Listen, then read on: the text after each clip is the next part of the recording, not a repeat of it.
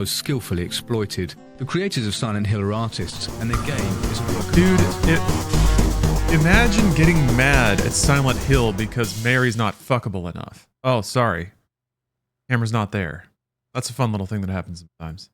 Sometimes it just doesn't catch the wave. Seriously though, how more missing the point can you get? Like, that's worse than not understanding that Tony Montana is the bad guy. That's worse than not getting that Fight Club is a cult. You know, I feel like that's peak whoosh right there. Is being mad that you can't jerk it to Mary. Like, that's become part of the talking points of like Western games want ugly women shit. Cameras off? Yes, thank you. Thank you very much. Yes. Indeed it is. Working on that right now. Oh yeah. Booyah. Hello everyone. I'm wearing sleeves today. A banner day. It's below 85 degrees. No, not a new haircut. I actually need a haircut. And this is me cutting my own hair. What we're seeing. Yeah, brr. I gotta cover up a little bit. Anyway, surprise release of We Love Katamari on Game Pass. So guess what? I'm gonna play that. Because I love Katamari. Which is also the name of this game. What happens if you hit no? Does it just quit? I forget.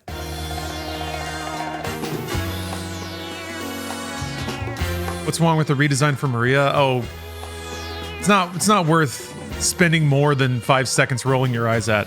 It's just her redesign in the remake got wrapped up in the like video game chicks aren't hot enough discourse, which is like the most of all the characters to like say this character should be fappable. Anyway.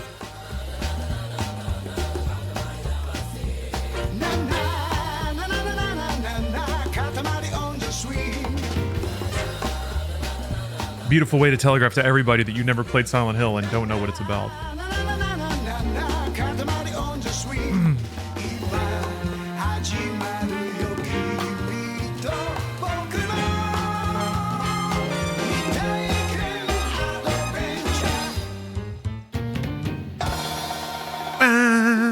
If I recall, We Love Katamari has more stages with objectives versus just get this big in this amount of time. Are the levels being shorter? Too?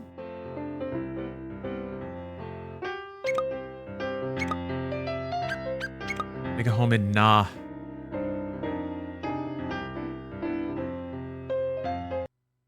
What's Reroll Plus Royal Reverie? The great cosmos. A world of mystery both tantalizing. Yeah, there was some shadow drops on Game Pass this morning. Not a very well publicized world. Trials of Mana remake. PS1 Mana game. Legend of Mana? Can't quite remember its name right now. A couple of other games from Japanese publishers. That's nice. And rugged to boot. Tolerant and compassionate with a heart deeper than the oceans. Such is the great cosmos. A lot more playable cousins. I can finally be Strawberry Man. Except for the one time that he destroyed all the stars in the universe. He did do that. No big. Ken and Chun-Li for Fatal Fury. Having come to what a world. Realize the folly of his ways, the wisest of kings sent to the planet Earth. And Terry's a monster in Street Fighter 6. His arms are so big. Of ample proportions. Like, Street Fighter already has ridiculous proportions, but Terry's arms are massive. The valiant prince rolled the Katamari entrusted to him by the king, rolling up more things than you can count. Vaulting boxes, pencils, erasers, postcards. Imagine those arms giving you a hug. Cows, God. sheep, this girl, that... It'd be like getting smothered by, you know those, like, roided out cows you see? It'd be like one of those falling on you.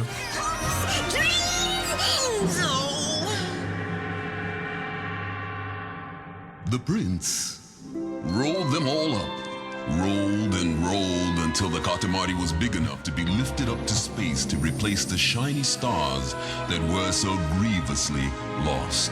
And that, dear friends, was the plot and purpose of the fabulous game called... They did seem to... They did seem to tone back on his Recognize no boundaries or borders. his impeccable American English, unfortunately. Because I always associated that with his character. Just autistically screaming English phrases all the time. Oh, that was fun. They rolled up the subtitles. Crowd knew no limits. I want to meet the king. I think he should be bigger. We need another game. I want to roll up more stuff. Yeah. I love intros to sequels that are basically like, well, Such a cause. everyone insisted we do another one, so here we are. From all over the world for the magnificent king to do his thing. I did download the demo of Metaphor Season. I think you told me about that. Thank you. Excited to check it out.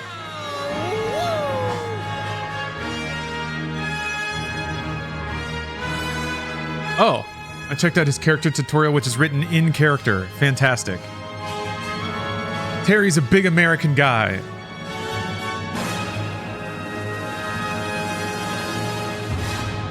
And him saying, it's so bad and shit fits his 90s persona. Oh, okay, perfect. I'm hoping that he's a giant dork. Because Terry's a dork. Pretty easy. Weird. Time we smashed all the stars in the sky.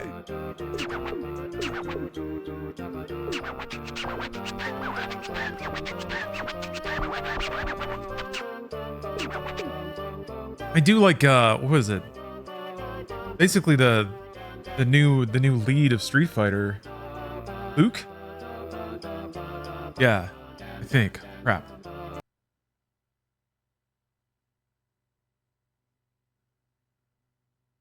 Yeah, Luke. He's getting more like... He's getting dorkier too, it's fun. I like the progression of his character from his introduction in 5 to 6. It made him more of just a lovable doofball. Pocket sand? Luke's character... Correct me if I'm wrong. There's people in chat that have played a lot more Street Fighter 6 than I, but...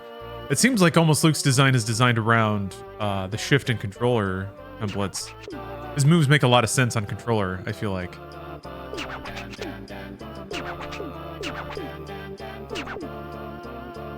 Our looks, our tights, our mustache, our chin, our chin. So magnificent.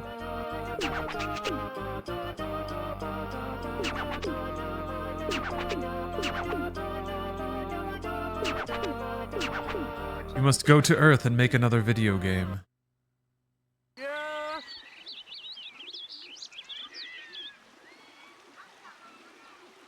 Oh, is Luke like bad on Modern? That's interesting.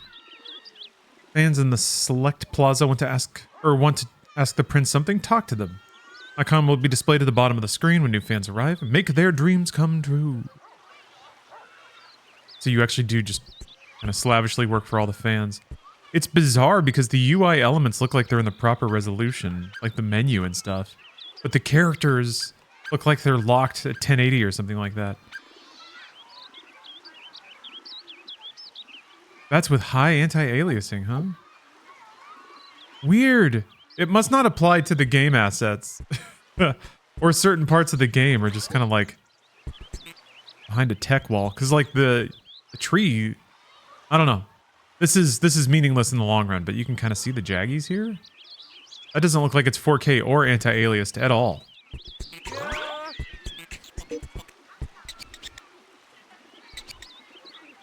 Must have been fun. I'm sorry.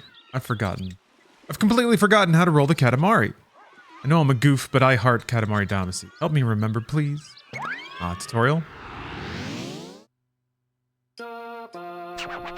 Oh, Nightmare for his opponent. Oh, okay. You get his whole kit out of it and have one button supers and shit so you could wreck people? Yeah. Yes. That's kind of what it felt like. Especially given that he felt a little awkward on Fight Stick. But like, yeah, his moves seem to flow really well in Modern. And I think that's intentional. I think they wanted to guide newer players to a character that had less friction and could give them easier wins for a longer amount of time. Forgot how to roll the Katamari. Minus is cool. Cool. So the fans get to talk to the king now? I don't remember the soundtrack of this one quite so much. It was like a lot of remixes.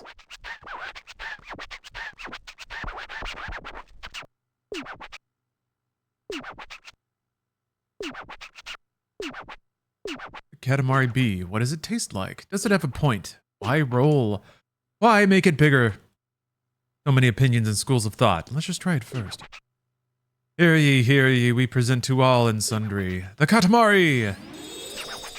Here it is. This is an average Katamari, so utterly devoid of any new and improvedness.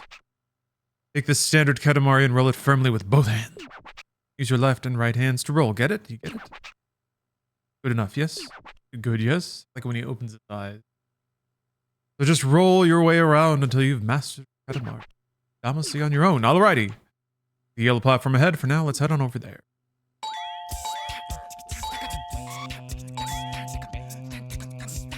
Down toward... Oh, I see. I do like that.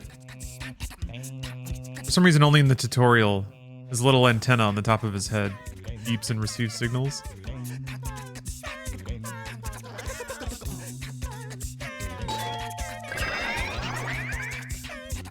You're so smart. Go ahead and roll up stuff. Fake face Chan. Time to roll like Snoop.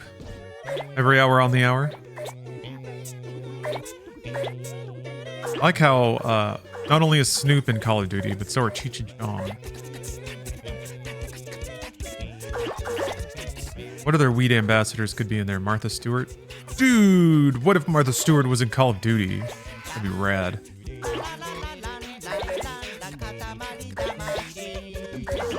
Activision, free money. Although, damn, how much would it take to license Martha Stewart's likeness?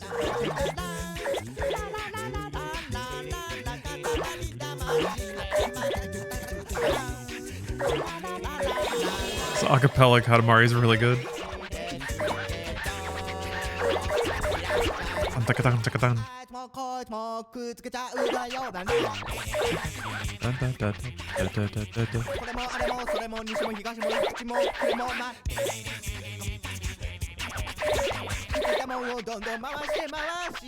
Well, you can go up a big old wall like this. What? Come on.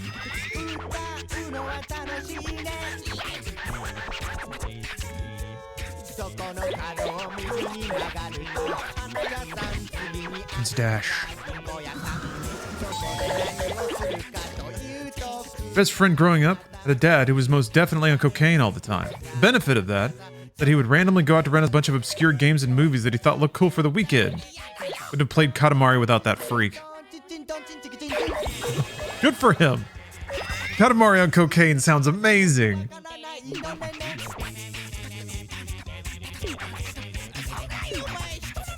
I remember having to drive around because like no GameStops got any copies of Katamari the day it came out. I remember watching videos of it before it launched in America. Like, I was shocked they decided to localize it. Because I remember watching like clips of the prince rolling up buildings and stuff and being like, that's awesome. That's a video game. And yeah, I had to drive all around the Dallas area. I found a Best Buy that had one copy somehow. Nightfall, thanks for the sub. Oh yes, I've basically started the tracker for the subathon tomorrow because the discount's on. I guess Twitch will kick in an extra 1 sub for every 5. I don't know if that scales up to like 10 and 15 and 20 or whatnot, but might as well. So the counter's running. So based on Queefer Sutherland's recommendation, I think I'll change the layout this year. We'll have to have that 50 tracker so we know when to read chapters of literature. But I think instead of just like having a timer that I bump up once an hour, I'll just have the counter that automatically adds and counts down stuff. So it happens like every second. How did you hear about Katamari before it was localized? A friend showed me a video. A friend was just like, hey, check this out. That was kind of it. So the internet? For us, it means 10%, 20%, and 30% discount for 1, 3, and 6 month subs. That's part of it. Fake Face Chan. That's been the, I think that's been the discount for all of September, but specifically starting today, and running through Monday, I think. There's an extra bonus sub weekend thing going on.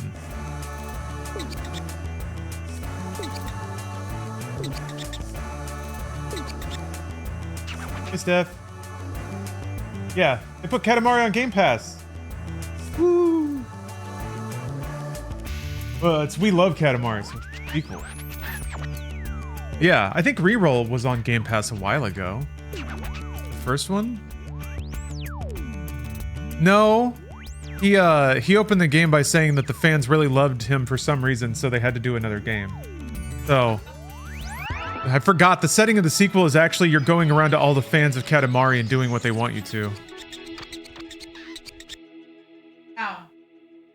Yeah, see the little kid sitting on his head up there, waving? Got his little ball. We made his dream come true.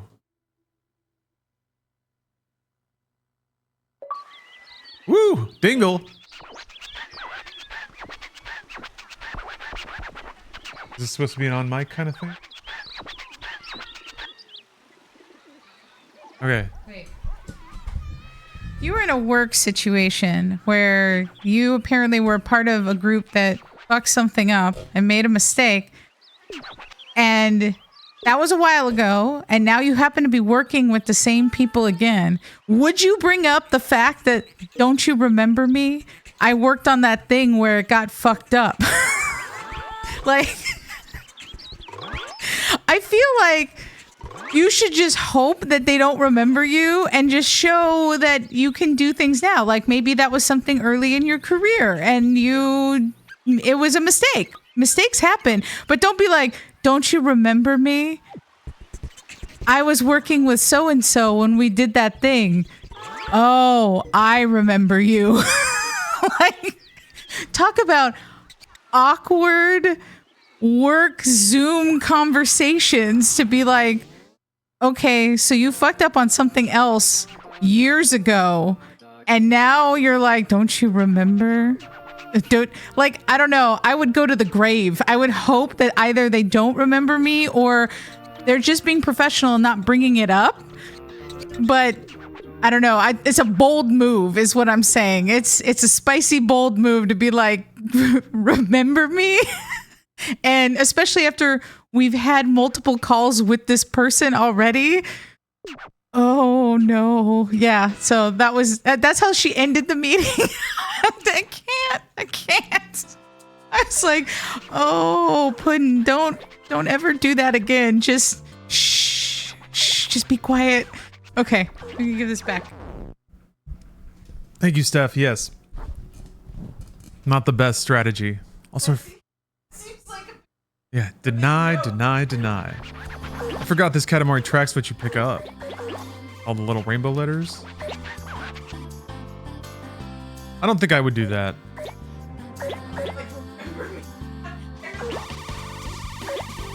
Well, I mean, you can appreciate her ability to do that and then probably sleep like a baby. If I did that, I'd think about it for the rest of my life. Some people just are out there living their lives, man. They don't care. Good for them.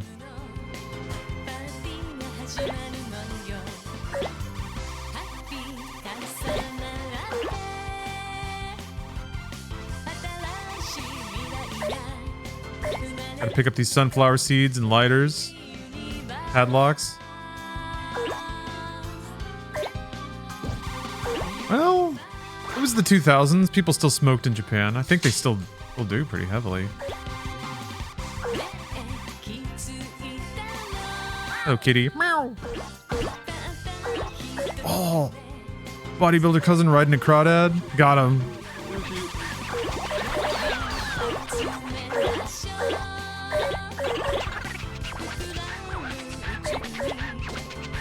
Second cousin macho.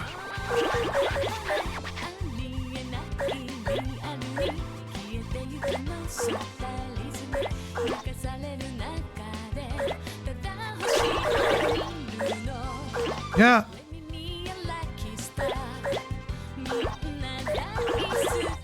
Someone in chat mentioned the overworld is usually pretty low tech. I guess that's correct, because yeah, this looks great. Well, I guess the overworld is intentionally like a low res. Yeah, things are trying to run. They can't get away though.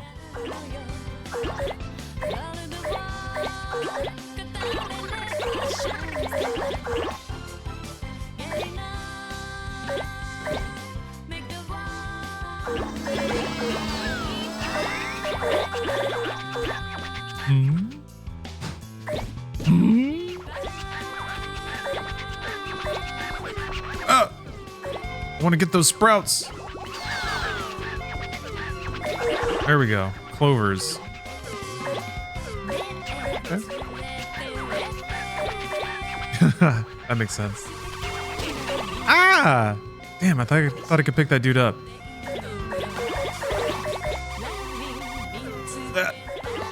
Glasses. I got a snail.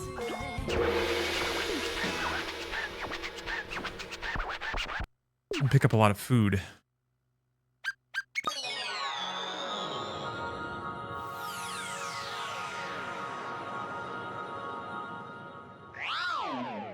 Royal Rainbow.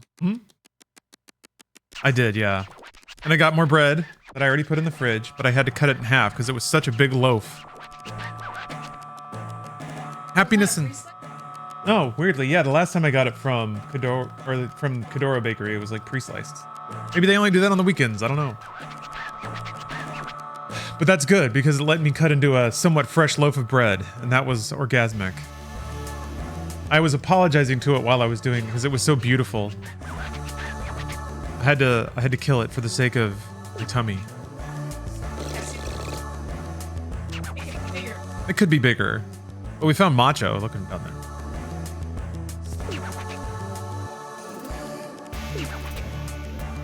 You can just ask, yeah.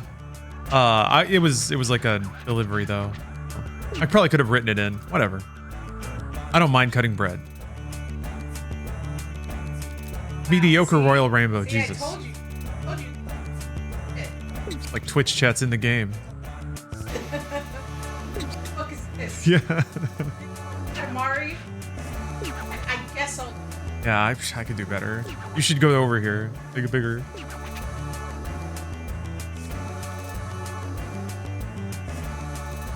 UFO 50's so good. Munchy Uranus. Nice.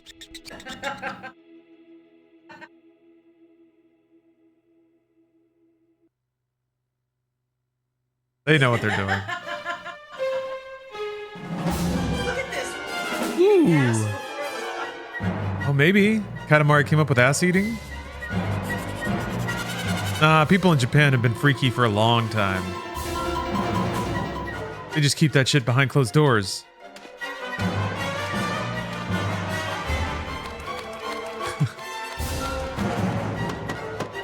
Training montage?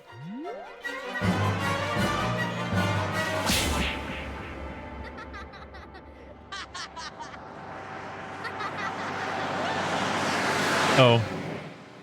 Jeff's a big fan of the emotes.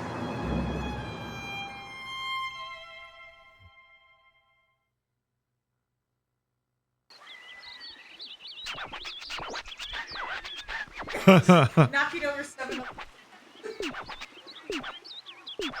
Stream storyboard. Movie. Oh, okay. Was that the king as a kid? Training?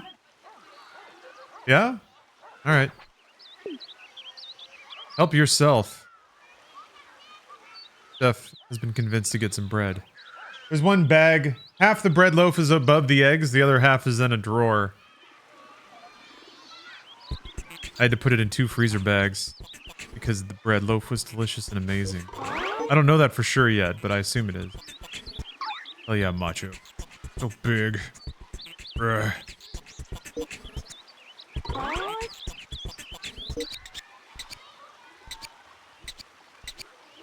A parent with a son in elementary school. He loves Katamari too. He likes the rolling up part the best. Room is a huge mess. You can tidy things up in the game, but Your Highness, do something.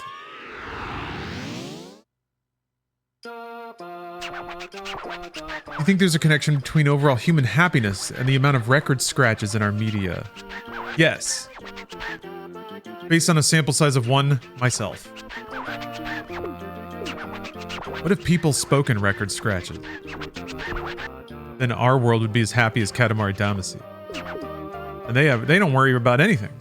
The people in Katamari are the most clueless, 0 IQ people in the world, and they're happy.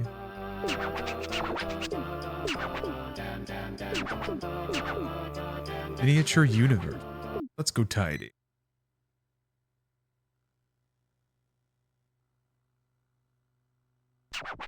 Oh, okay.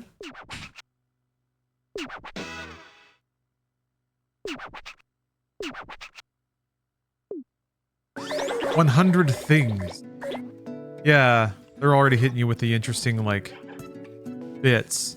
So I guess if you wanted the biggest possible Katamari, you'd have to always be picking up the largest thing relative to your size so that you can scale up as fast as possible.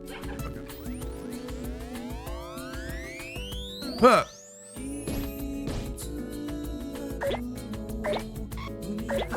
But even, like, it's kind of hard to tell visually what that is, or what that counts as mechanically, aside from the things you bonk into and can't pick up.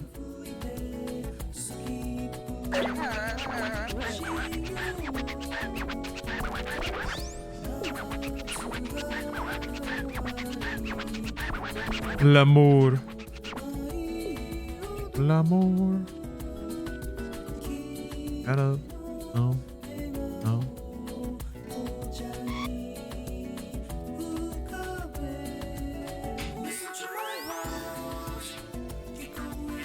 It is Bossa Nova / Thighs. I mean, the Katamari soundtracks have always... Well, I say always. This is the second game, so it's not like there's a precedent at this point, but... The first game soundtrack was incredibly eclectic. Tons of, like, Bossa Nova, jazz, lounge music. I hope that it's the sort of thing where, like, since Katamari was so unique as a game concept and also its kind of aesthetic, that there was just no preconception about what it ought to sound like. So my headcanon is that the musicians at Namco were like, you know, we've done Ridge Racer, Tekken, whatever. Can we just do something else? We want to make music that's unlike anything else, just to play around and have fun. And what ended up... you know, I'm making that narrative up, but... My theory is that out of that desire to break the mold, they ended up making something really beautiful.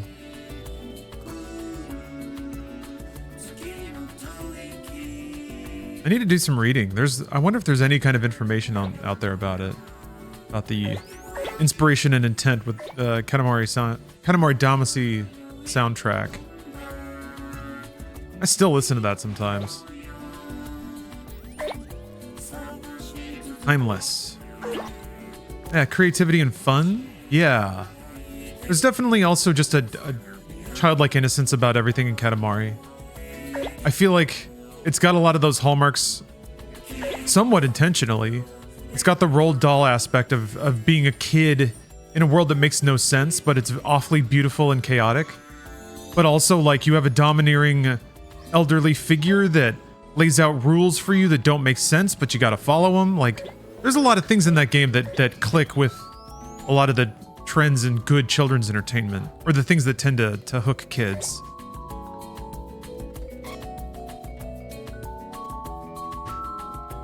Your Harry Potter godmother kind of situation. My theory is that they just sat in one of the many coffee shops in Japan that spams bossa nova and light jazz while throwing ideas at each other over copious amounts of caffeine and cigarettes. Equally likely. And it just earworms in there.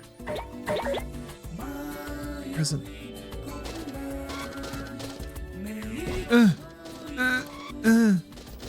Yup. There we go.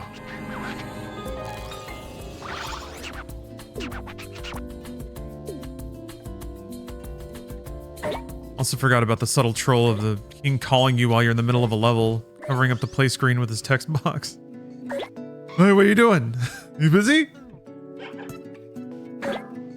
I just thought about something and you need to know about it right now.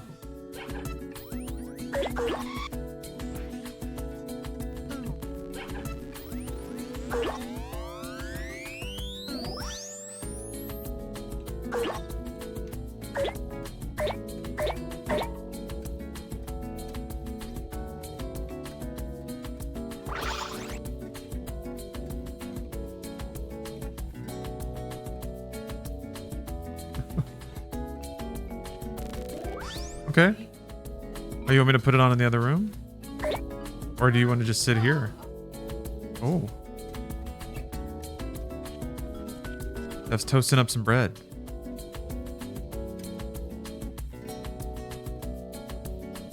Man, I'm excited to play Ghost of Tsushima, but I'm also a little intimidated because I'm playing on gamer difficulty as usual. But it's going to be another situation of having to relearn third-person action RPG controls. Is this the game where you build up to becoming a city-devouring ball? Yes. Yes, it is. Just hit Game Pass this morning. This is the second game in that series. Hashtag pcgamepasspartner.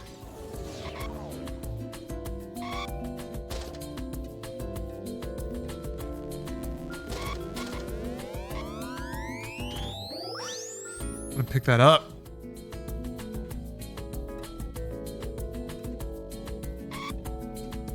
There's a not Famicom on top of the TV. Oh, okay.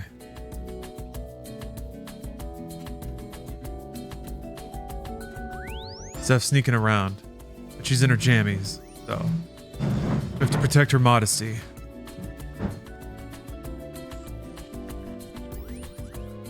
Okay. Not a whole lot of room over there, sorry.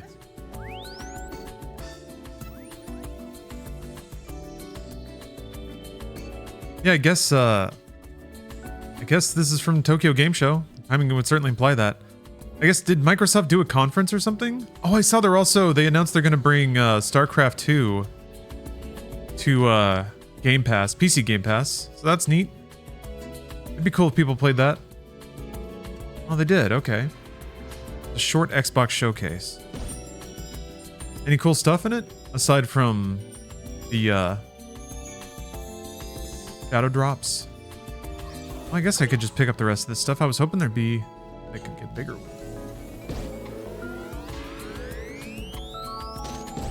Phil's booked some really terrible Japanese. Nice. Domo arigato, Japan. Ohayo gomaizasu. Sumimasen. Being chilling, Japan. Awesome. People were expecting a whole lot of like the Final Fantasy Pixel remasters to be surprise launched on Xbox. Because that didn't happen? Oh, there's a new Slitterhead trailer? Very good. Very good. Oh, Pixel remasters are happening today. Okay. Oh yeah, I don't know why. I guess I associated that with Game Pass. I thought they'd show up. Pixel remasters. Gosh. What a sad thing to celebrate. No offense. I guess that's kind of offensive, but still. Damn. That should have been a shoo-in. Damn. It's on PC, but they can't even be bothered to ship it on Xbox. Like a 20-year-old sprite-based RPG. Nah. Not worth the time. They run like ass on console. How is that possible? How did they do it?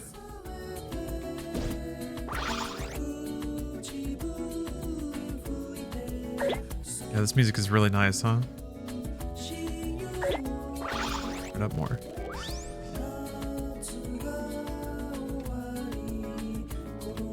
Hey, May Playing Possum. Am I picking up a PS5 Pro? Probably not at launch. Like, if I'm idly staring at my phone and one happens to be available exactly when I'm looking at it, and I maybe just earned a lot of money recently, like, if all those things happen and I feel really impulsive and I feel like treating myself, then maybe, but... Yeah. For $1,000? $1 for Bleh. PS5 that like, That's because everyone who had PS1s are adults now. They got money and nothing to spend it on, and they want to be happy again. They want to rebuy their youth. Let's get that cash. Damn, man. I wouldn't use a PS5 Pro until Ghosts of Yotei comes out. But also, yeah. I mean, I can believe it because I feel like, well, that's just a base PS5, right? That's not a Pro? Yeah. the anniversary's Yeah, it's a Slim. $1,000 for not even the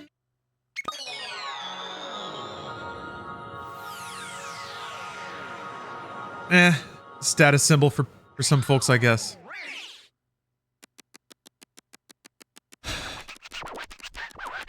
I think PlayStation can, and from a business sense probably should, have a premium line. Like, PlayStation as an entity, the only way that they can really get a lot of money out of their whales is for other game developers to make games that monetize them, and then they get kickbacks from the PlayStation Store. But if PlayStation made like a $10,000 high roller PlayStation, I mean, they wouldn't do volume in that, but they could probably, like, if they could build an era of prestige around high dollar products, because I think the controllers are already getting up there.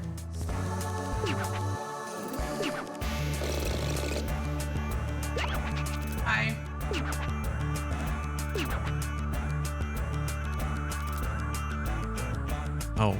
But some people probably would. Some Halo kids probably would buy like a OG Xbox themed Xbox. Yeah, I don't know. I think that there's like some industries that are getting money from dudes in that way, really, like shoes. What if PlayStation could find a way to get that shoe money? I think Xbox is kind of dipping their toes in with their design lab thing for the controllers, but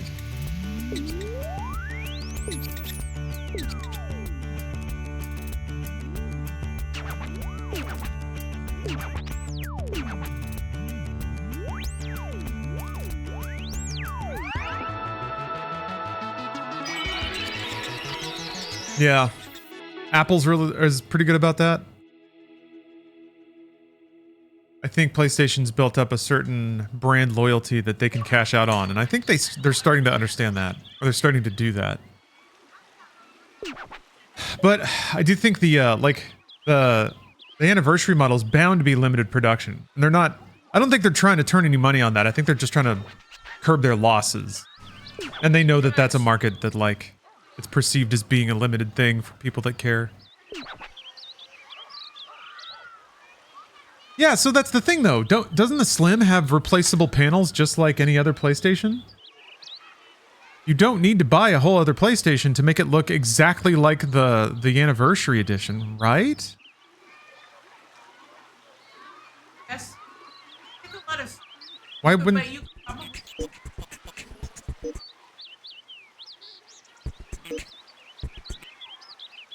I just don't understand why PlayStation themselves doesn't do that. I guess they just need to move more consoles, but... Oh, now we're talking about Xbox 360s again. Remember the faceplates? I do that. It would. That was.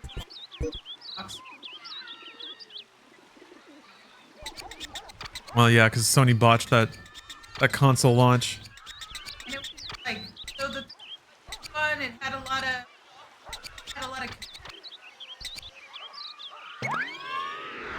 Brag or no. I was one.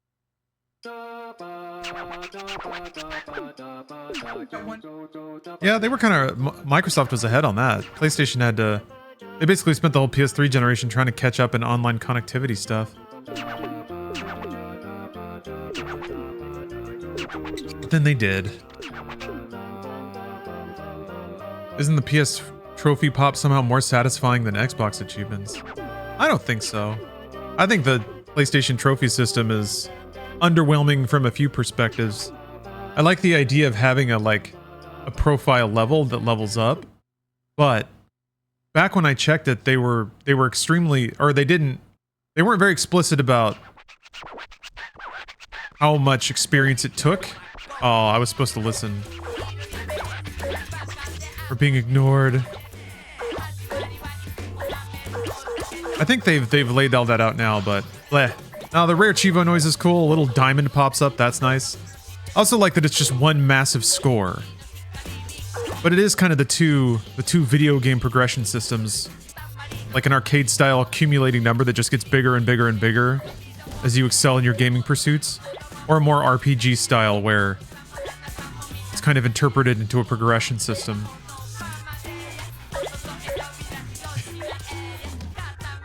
I don't know, Steph. Are you team trophy or team achievement?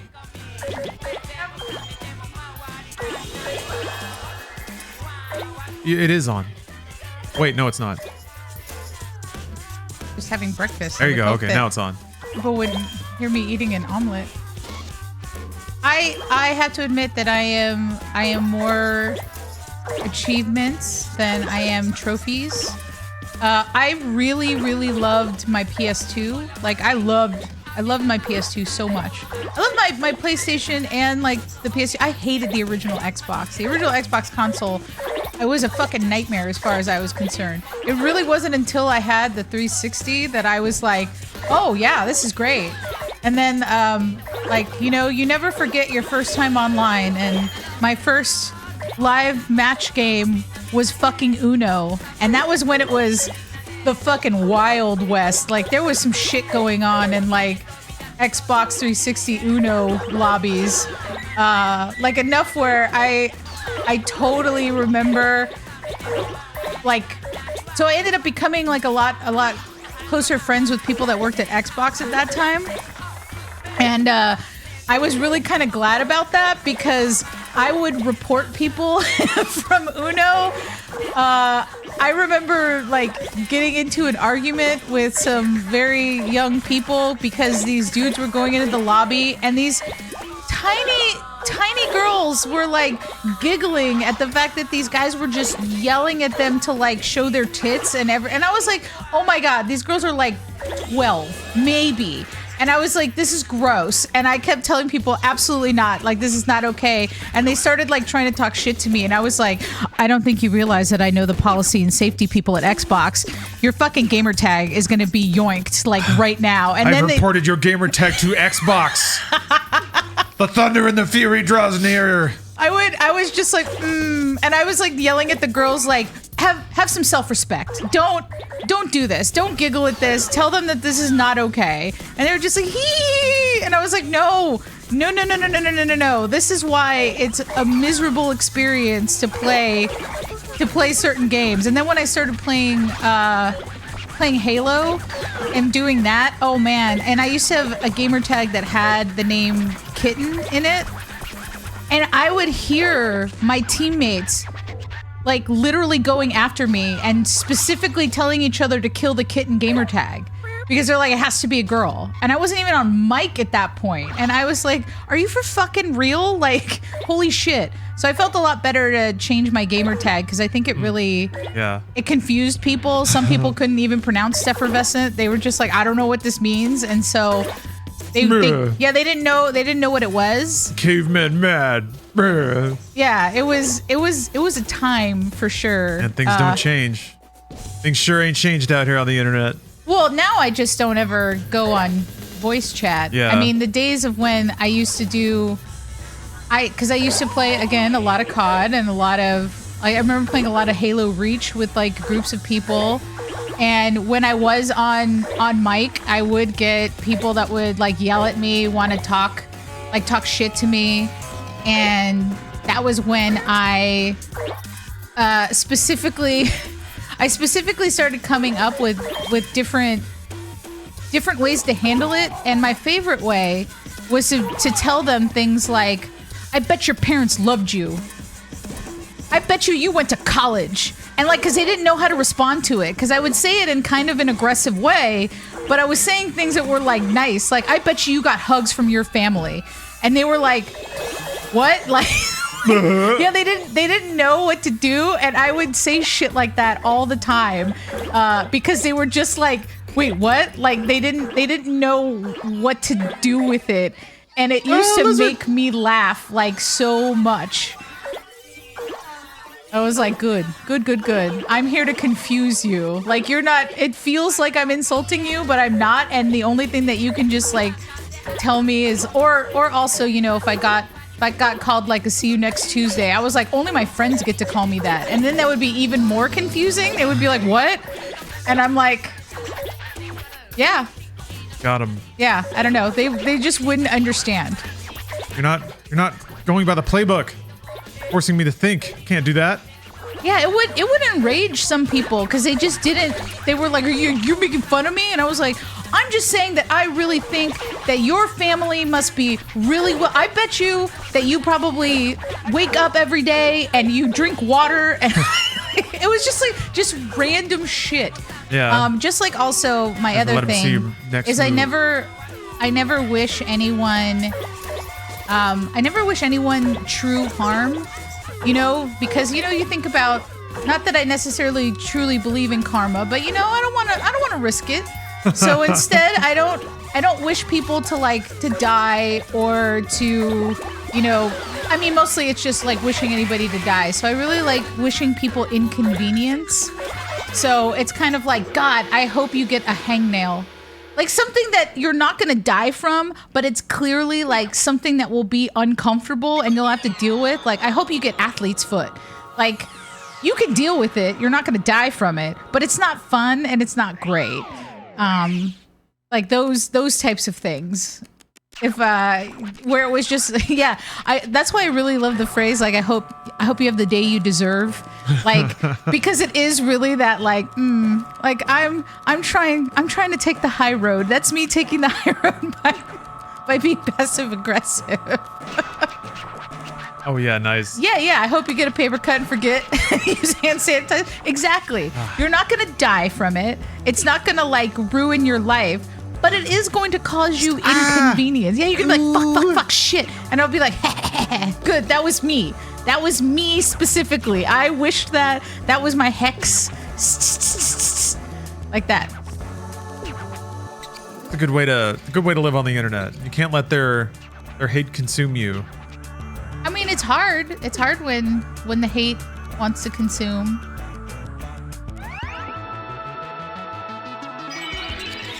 Yeah, I hope your pillow is always warm. I have used the phrase, you're cool, like the other side of a pillow.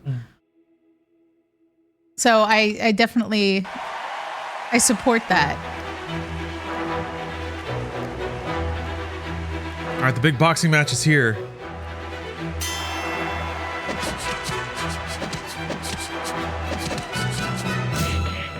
Oh, put his helmet off.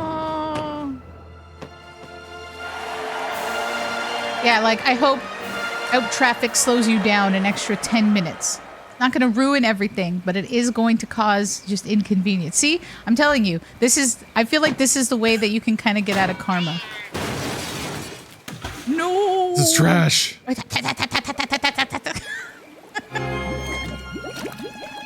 Be better next time. That's why the king is so stern. His father never accepted him. And his shitty boxing.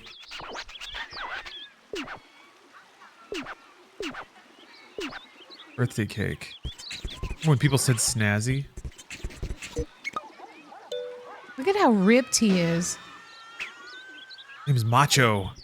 It looks like if he tried to move, he'd have those like the sounds that really like wait. I don't know. Squeaky sounds. I get really, really creeped out by really, really buff people because when they move, you can hear the like creaking almost of like muscles. It's like the skin.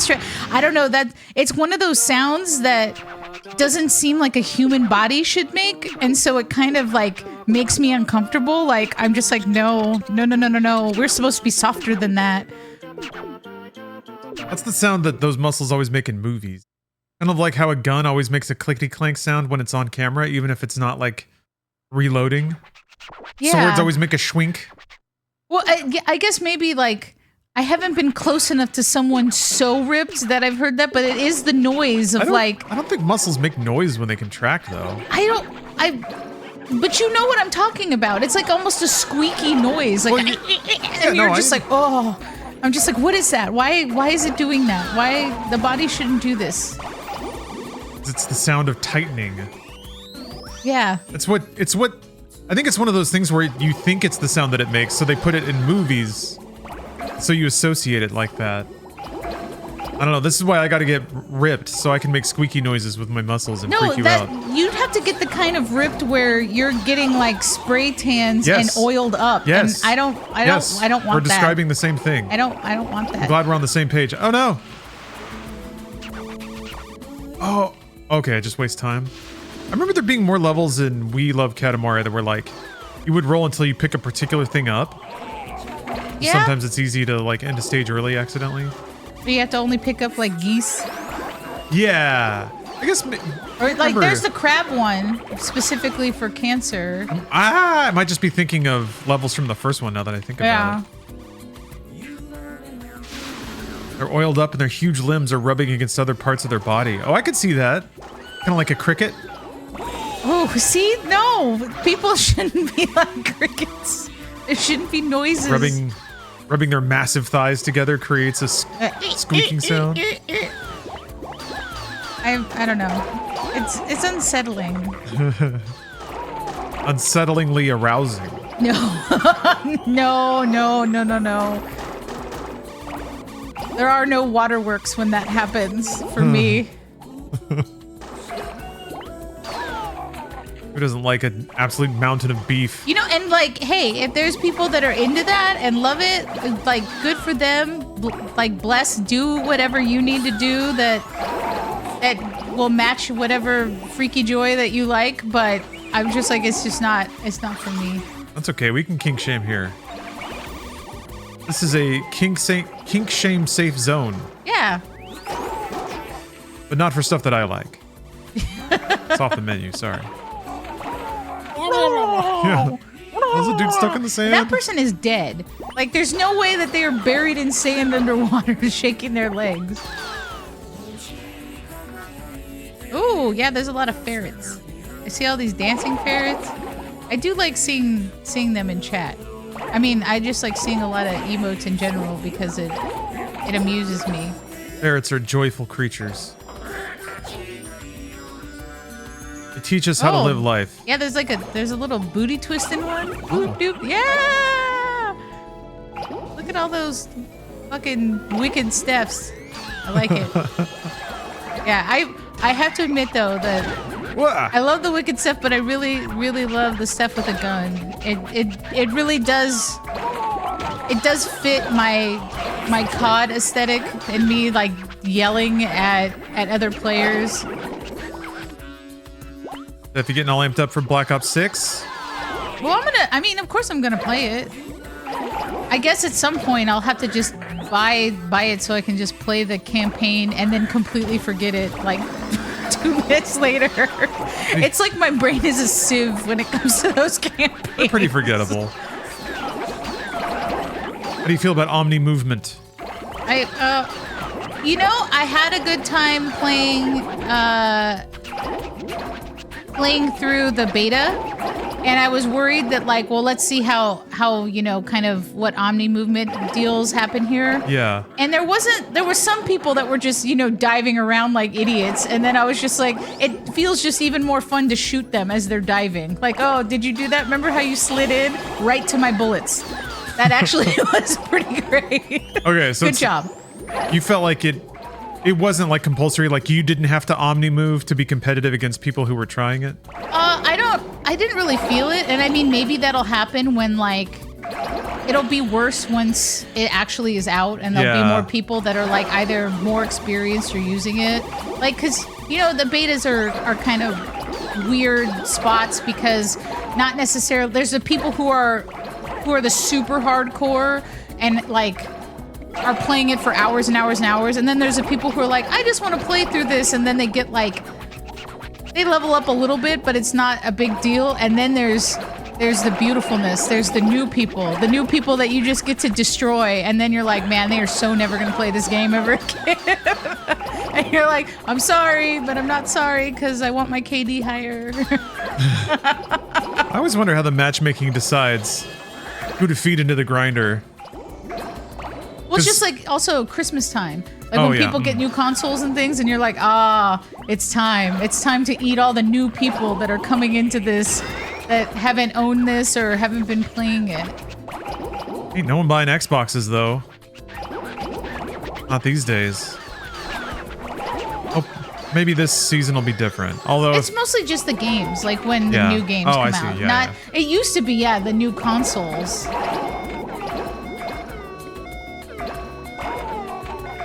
we're getting Game Pass subscriptions. Yeah, Grandma put one in the stocking, so it's time for me to murder everyone. God. You're gonna learn the ways of the world today, child. No one out here is looking out for you. Yeah, I'm looking out for myself and my guns.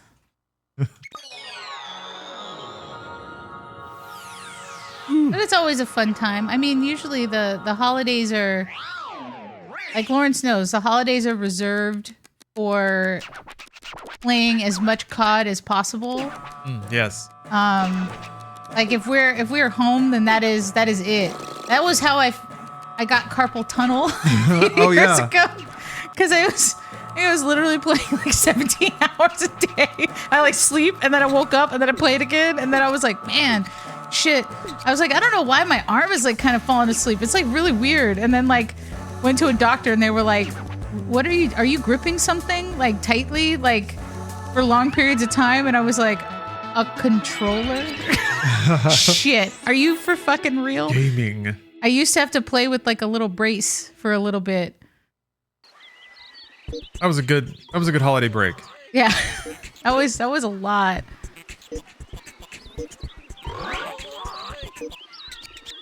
I don't think I'm quite as intense as that anymore. Maybe Black Ops 6 will get you. That's right, gaming. Gaming. Love it. Thank you, Phil. I'm playing this now, courtesy of Phil Spencer, so thank you. Phil Spencer was glad-handing in Japan. Yeah, I'm kind of bummed I've never been to Tokyo Game Show. It's like one of the only events that I've never been to, but most studios, most people do not go to Tokyo Game Show just because it is very expensive. That makes sense, yeah. It's expensive to send a team. It's expensive to like build out booth space at the event. I don't know what the cost is for getting space at the event, but I can imagine it probably isn't actually that expensive. It's just more of the build out for your booths and like getting dev team people and like just workers is probably quite frankly the biggest expense. I feel like the oh Jesus, there's some weird shit happening.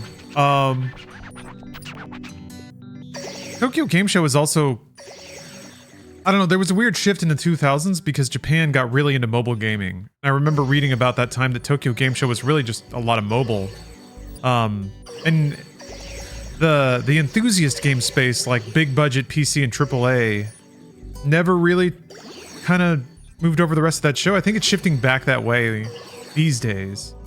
But yeah, for most Western publishers, there's not really a lot of reason to go to TGS. It's a small market, and even that market was not super interested in that kind of game. And Japanese developers kind of struggled to make those sorts of games too for a while, the AAA big budget stuff. Anyway, yeah, I always wanted to go to TGS for obvious weeb reasons. So it was a bummer to kind of hear about the show or the trajectory of it over the nature or over the course of a few years. Yeah, I've never done TGS and I've never done China Joy. Oh, Which I know that like some of the companies I've worked for they do, but really it was like so few people got to go. It wasn't quite like Gamescom, where Gamescom was like, no, this is the largest show. We've got to send like a pretty big group of people. Although I do see in chat talking about the giant Cheez-It, which Lawrence actually did get the giant Cheez-It the other night. But he only ordered just the Cheez-It. I took a photo of him because it was like the size of his face. It was as advertised. It was a big Cheeto or a Cheez-It, excuse me. So good for them. And it was like $1.50. No, $1.20. It was even, you were like $1.20 and you putting that in the cart. That's an easy yes. Sensual.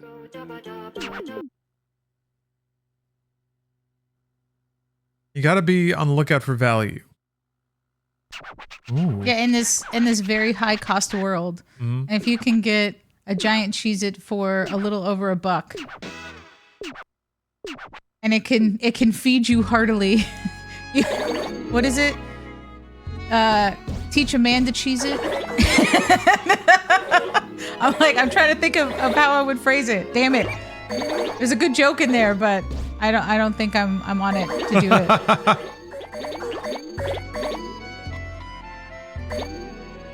I like how in this situation, teaching me to cheese it involves paying $1.20 to have it delivered to me. Yeah.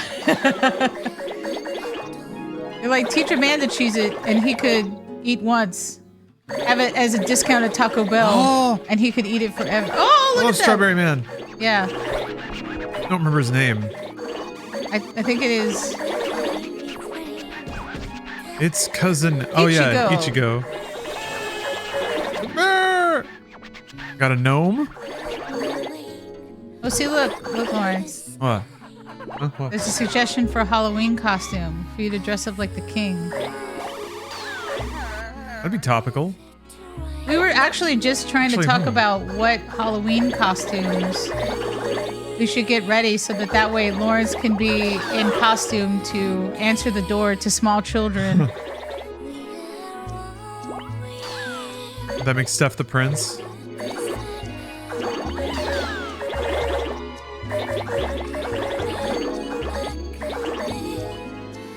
Yeah, I feel like there's gonna be a lot of moodangs.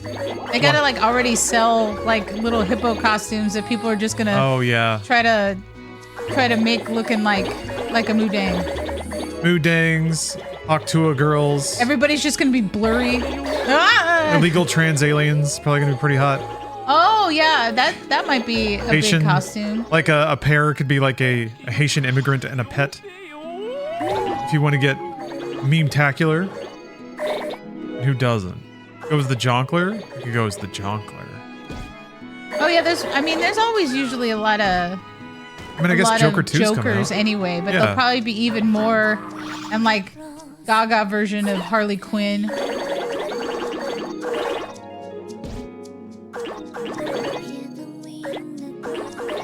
What are the hot memes? Holy shit, I don't know about stupid ass TikTok trends.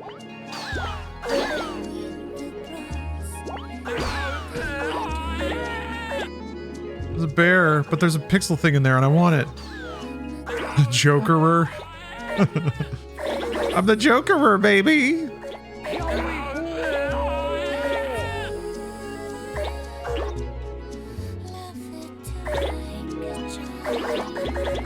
Isn't the demure shit over? We're done with that now, right? We moved on? I think for the most part, I mean, all right. I'm sure that it's still being used, and like I think at this point it might only be like major companies. Yeah, like and yeah, that's what I mean more. Like now the boomers are just discovering it. Yeah, that's the when the corporations start putting it into like major posts, then you know that you're like, oh, this is way over. This is dead. Yeah. And then it might have a slight resurgence when people are like, that was funny, and they want to remember. Remember that meme from like 2 weeks ago? Do people do that? Well, I guess maybe 2 weeks ago, but I don't know if any memes are old enough to actually trigger nostalgia. Maybe some of the very... Yeah, no, wait, I take that back. Millennials are already like remembering the rage faces and all that stuff. Yeah, the early days where everybody's like, oh, the internet used to be so great and now it's garbage. I mean, it was always garbage. It's just a different kind of garbage now. It's less authentic garbage.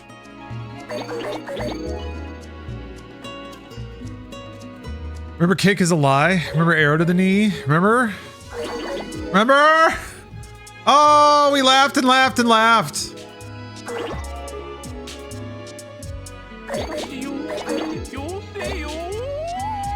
Pick up the sheep. Got You him. got little sheeps. Get that guy. Get that guy. Get him.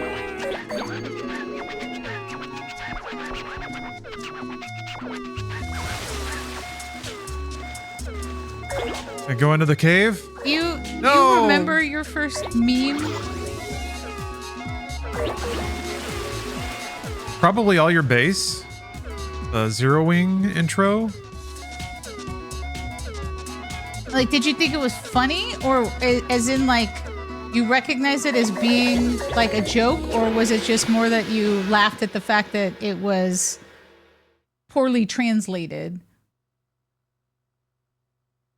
I guess if that's... I'm not sure what the difference is.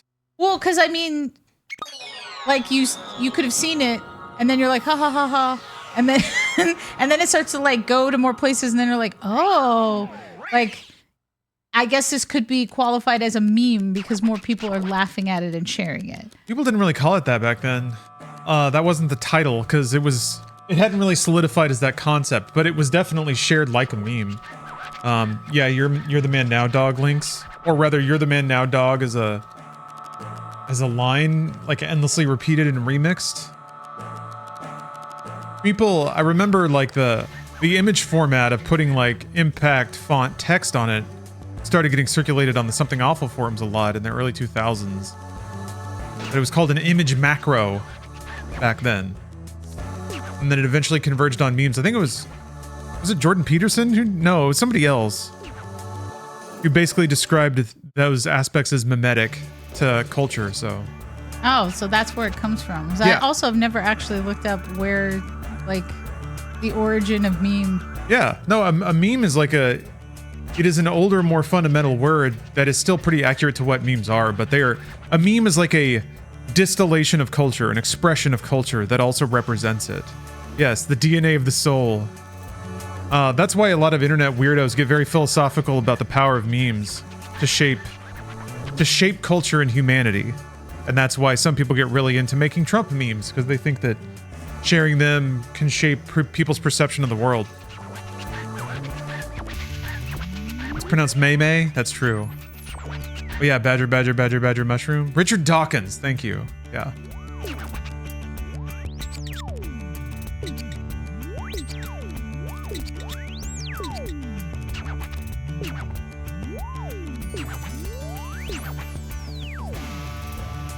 I mean, that's true, Turbo.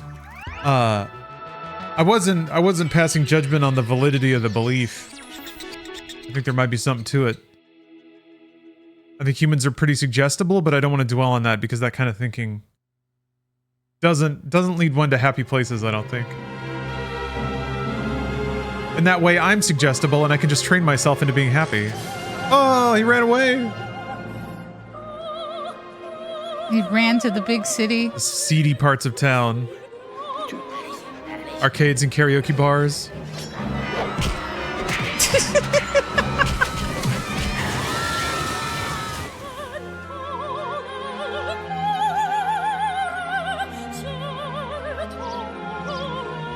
Peanut butter jelly time? Oh my god, yeah. I haven't thought about that in a long time. Pompadour lost. It's a pampa no more.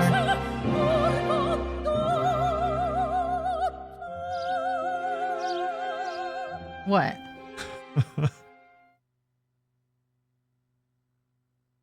I have to get up soon. I want to get up though. I'll watch one more and then I'll leave. All right, we'll play one more level. Yoo-hoo! Each go. What a fine chin and a fine beard. Video games can be bad for you, right? What do you think? Oh man. Yeah, I remember that dancing baby. I don't know if that... I guess that was pretty... That was kind of proto-meme, yeah. Yeah. Taco Bell Chihuahua? I guess that's an advertising mascot. That's different. That was meant to represent her, like, biological clock, right? Yeah, I don't know. I never really watched Ally didn't McBeal. either. It was not a show for me. I was like,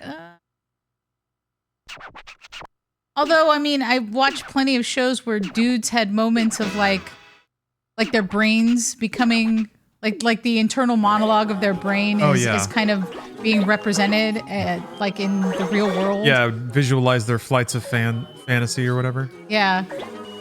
I was I kind of told you about that one show, Dream On, where like it would be interlaced with like clips from old TV shows, while the entire like kind of premise of the show is just here's this dude in his like 30s trying to bang as many women as possible. Like that's just it. And this is also a show that I'd watch when I was a child, like, which I mean it says a lot about me, I guess. Do you think that was a thing in the 90s of like, yeah, wrapping in a bunch of bits from mid-century media into like your pop culture, feeling like the person you are is just a collage of a bunch of Western media? Interesting. I don't know. Dream On sounds like an insufferable show, but also an interesting idea. I feel like I'd be curious to watch it again. I mean, we talked about shows that, you know, like that you would watch now and be like, ugh. Yeah. Like, oh, that wasn't good. I have a feeling that show probably wouldn't be very good if I watched it now. Like, maybe I'd get enjoyment, honestly, in it being so cringe, but I don't know. It would have to take going back and like actually watching it, and I don't want to search out episodes because I don't think it's like streaming anywhere. Yeah, I would.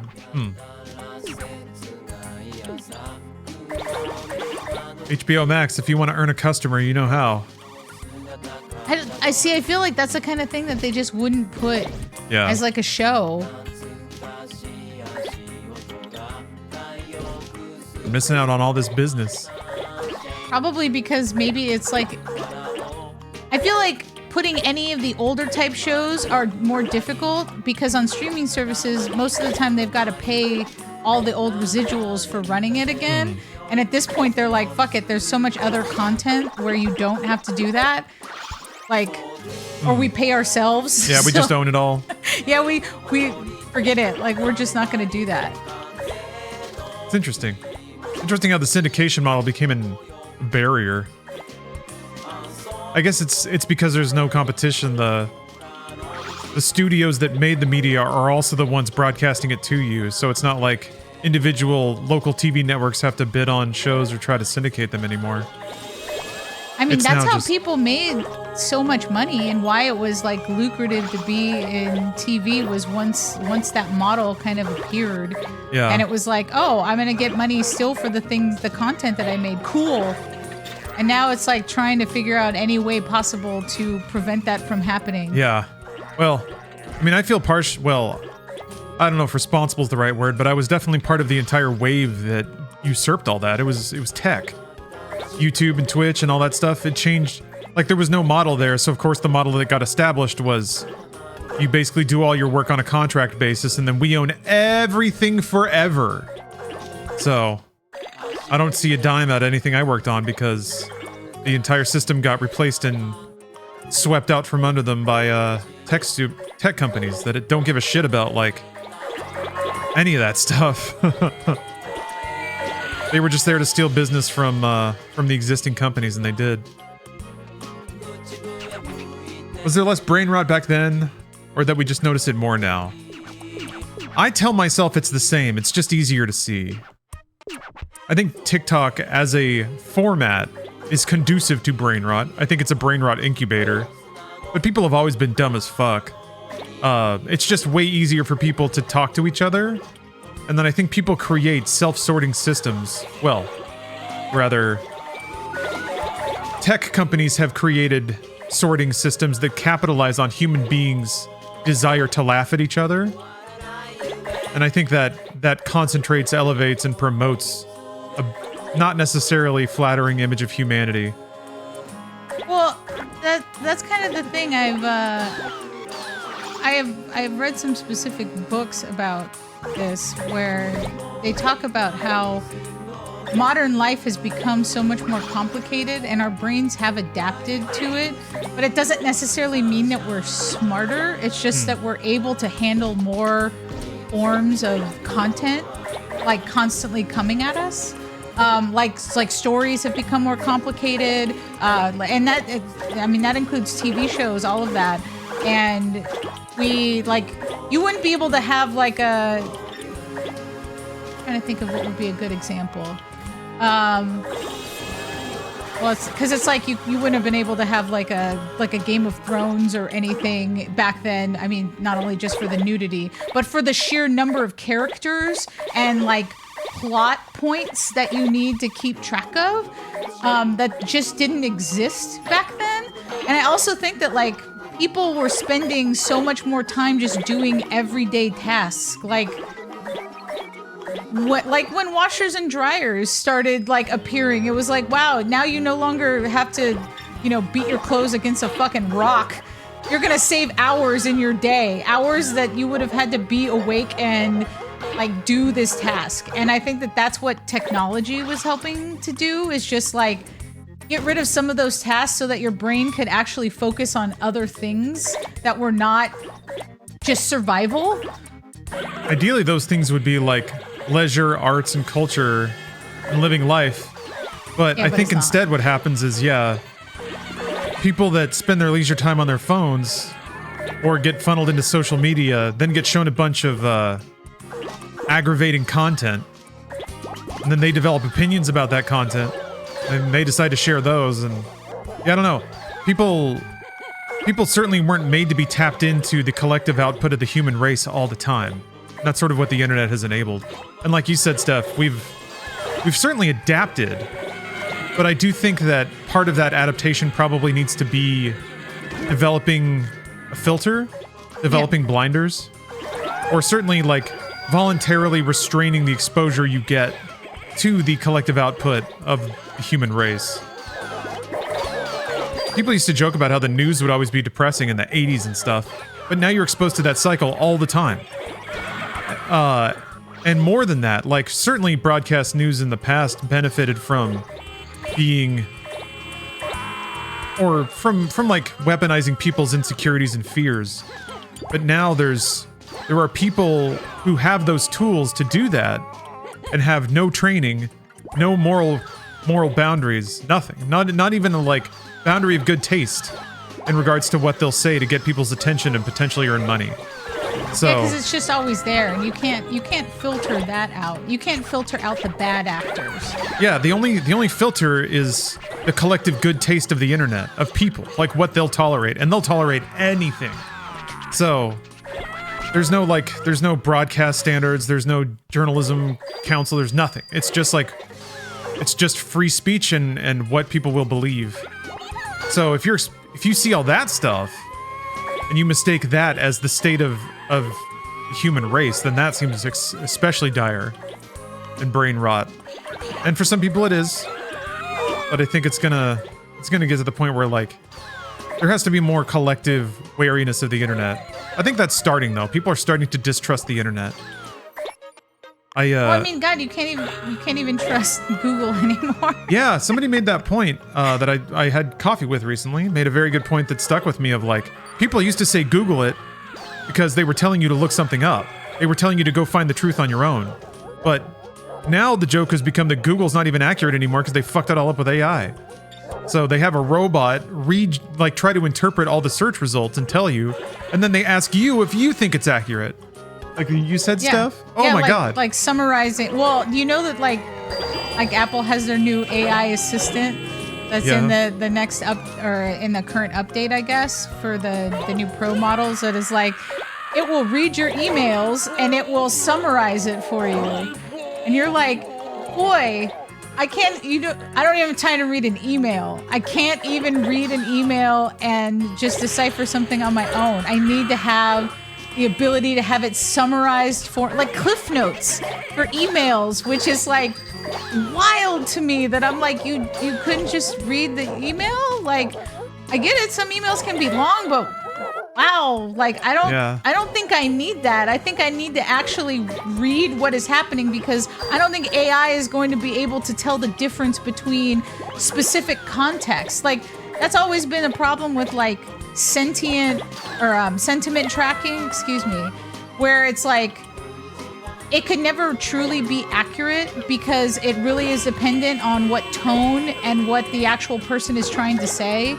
Like, because I've worked for companies where it's like you have to go and, well, we want to know what the players are thinking and we want to know what's happening here. And it's like, all right, well, that's going to require me to like look this up. Well, we have this tool. And I'm like, okay, well, I don't know if that tool is going to be accurate because if somebody says this game is the shit, that doesn't mean that it's actually shit. It means it's the context. It's the framing of it. And then it was like, you know, you put in the blacklist of words like, oh, these are all negative, and that's not what it is. It's getting, I mean, some of those things have gotten a bit better, but it's still not as accurate as hopefully a human with actual reasoning ability. Well, yeah, I think that's the thing is, it actually, in my opinion, it started with YouTube. They had to use AI and recommendation algorithms to police and recommend content because there was too much for a human being to do. So it's like with emails. Yeah. AI theoretically is the funnel that screens out a bunch of superfluous noise, summarizes all your emails for you.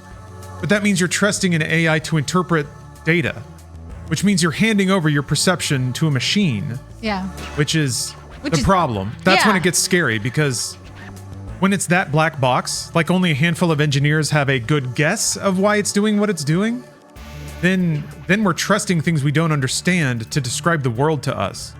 Which, I mean, whatever, how many people truly understand their own eyes or their own brains or their own emotional states? But dang, introducing like more fuzz between truth and the way we perceive it is not what technology was supposed to do. That is truly how the robots win, is because we cede our ability to interpret reality to them. Kind of like with Google search results. Somebody Googles like, does so-and-so have AIDS or whatever, and AI's like, yep, and then that becomes belief, it becomes truth. Even if that person doesn't. Until the person gets sued. So I like, yeah. And I mean, some of that is happening.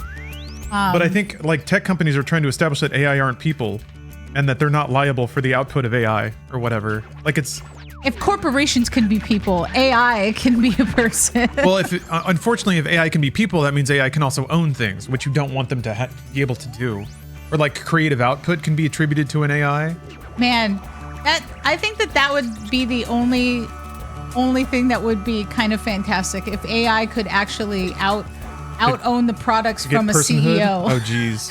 like a group vote of C-suite, and they're like, no, well, I'm a person, so guess what? I don't need you, and that I actually can just have my own bots that do these things. Maybe it's almost like familiars with vampires. We'll have one human that like maintains the servers of all the AIs, and they're like, maybe one day you'll be an AI, and that person's like, ooh, really? Yes, I will power on everything and make sure you're connected to the internet. Joking about this stuff is depressing. It is, but like you don't have to care to some degree. You have to work, you have to earn money, because that's how it is right now. But you can choose work that is still in the real world, and again, like you can put the blinders on yourself to some degree and tell yourself that the internet is its own universe. That's what I've started to do. Is everything on the internet to me is compartmentalized. My reality is what I see, perceive, experience directly. And then beyond that, there's people that I trust and have verified are real human beings on the internet. And their social media is the only thing that really like matters to me. Everything else is just people yelling. Yeah. And I agree that the term AI is misleading. Yeah, there is no it's not thinking. It's going through It's going through algorithms. It's whatever it was programmed to evaluate to come up with an answer. And I think that's always a thing that people are not necessarily like, oh, well, it's not thinking. It's running through math to determine the possible closest outcome that comes to your need. I think also that's the other thing too, is like trying to make sure that people refer, like the things that are the most disturbing is generative AI and not just AI in general. AI can be, other things that can just help us. But generative AI is the one that is I think the one is the part that people are most concerned about, because that's where we also get into where is it feeding from? Who owns this? Where, like, how is this being determined? I don't know. All right, well, at this point I gotta go. Okay. All right, here I'll give you the benefit of silent travel. Thank you, Steph, for your insights.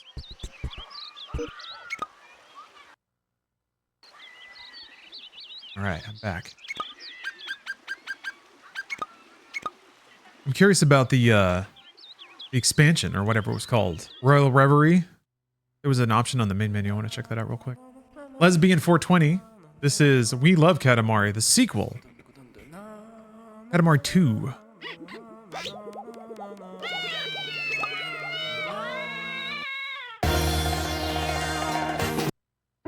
Yes, it just hit PC Game Pass. I don't know if it's on Game Pass for console, but wait a minute. Okay, so it's further back in the menus then.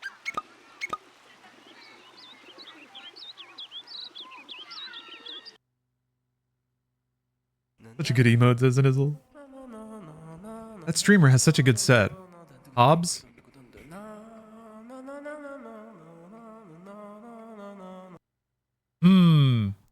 I guess they just added it. Royal Reverie. What is Royal Reverie? Plus Royal Reverie. What is it? Does anyone in chat know what Royal Reverie is? Oh, Kakub. Kakub? Steph is, yeah, basically. Steph's my partner slash life mate. Can you still do the speed boost? Yeah, where you like flick the sticks up and down. I don't know if it's a new game mode. How do I get to it? The new game mode according to the internet. There was like I thought there was a little blurb on the title screen, but now I don't see it. Oh, okay. The player controls the young king and is mentored and guided by Papa. Okay, so it was when I went through the like lightning sword into the past. That's what that is. Well, shoot. Let me do one of those levels. And then we'll move on to Ghost of Tsushima. Oh, those cats. Oh, shoot. Can you remember to take your stuff out of the dryer, please? Oh, thank you. I just reminded myself I need to put my clothes in the dryer. I don't think I have any. Oh, study time.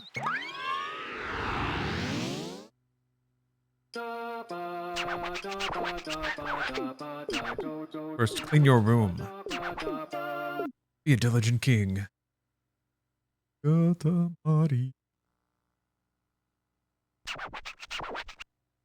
Dirty room, dirty soul. Chaotic room, chaotic soul. High speed tidy up. Damn. 1 minute.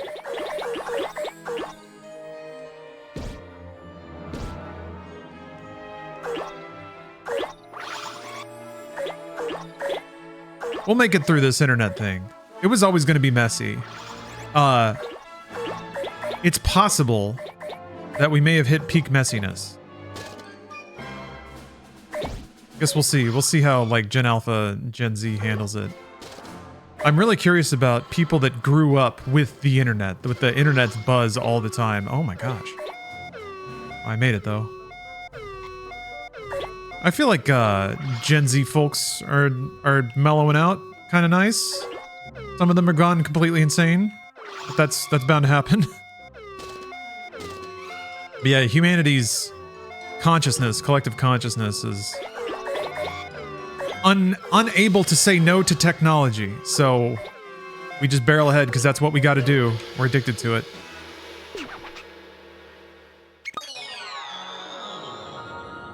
Imagine getting something like Neuralink and being directly connected 24/7. No. There are people who will do that. They'll give their entire livelihoods over to the internet. And to some degree, I wonder, there's like that concept that if you get warped forward far enough in time, that society and life will be so different than what you're used to, you'll just go insane. Like you'll be unable to wrap your head around the fundamental rules of survival. If I got a little pencil head. If all of humanity operated on the same rules as like engagement-based AI recommendation, that would be a shift that would drive me crazy, I think. Thank you for the super chat, fella guy. Sending good vibes while on deployment. You and Inside Games certainly break up the misery. I'm very glad to be a part of that. I'm very glad to help break the misery up. Thank you very much. Hopefully you're in a safe place with not much time left on your service contract.